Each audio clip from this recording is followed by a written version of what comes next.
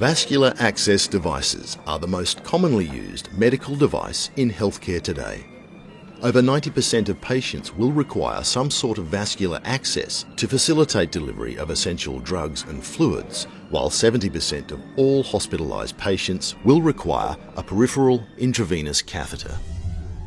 Hello. Vascular access devices have a tube-like structure whereby the internal volume and the vessel in which it sits must remain patent to the flow of blood and fluid in both directions. That wasn't here a minute ago. Regular flushing of the device with normal saline is a commonly employed strategy to prevent occlusion and infection. Hello again. But the impact flushing has on blood componentry and the vessel itself is poorly understood. Who put that there? Here, due to the presence of the catheter, blood flow is slightly slower than normal. Over time, platelets will transform during the process theorised in Virchow's triad. The components of this triad are stasis of blood flow, endothelial or vessel wall injury, and hypercoagulability. The very act of IV cannulation causes the vessel wall to be injured and interrupts blood flow due to the space it occupies, which causes the activation of platelets, ultimately contributing to thrombus formation. Regular flushing of the catheter is defined as the act of moving fluid out of a vascular access device and into the bloodstream to assess and maintain patency and prevent drug precipitation. But there's more to IV patency than rinsing the catheter. Let's have a closer look.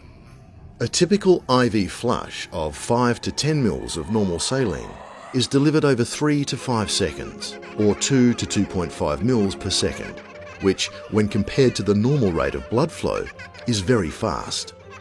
This quick and pulsatile flush may be effective at rinsing the internal surface of the catheter, but it isn't so kind to the vessel wall and blood components. Watch it. The shear force created by the flush causes turbulence and recirculation at the catheter tip that forces the platelets and blood cells to collide with each other.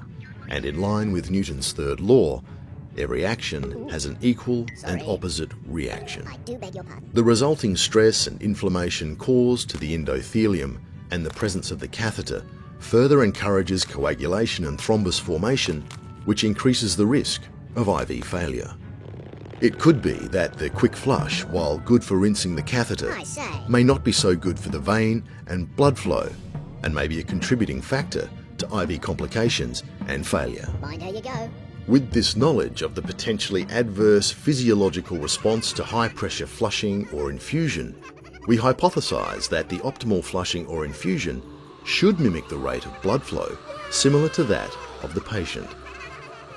To minimize stasis and platelet activation, best IV maintenance practice may be a combination of slow, continuous infusion combined with regular intermittent flushing delivered with a gentle technique to minimize the inflammatory response.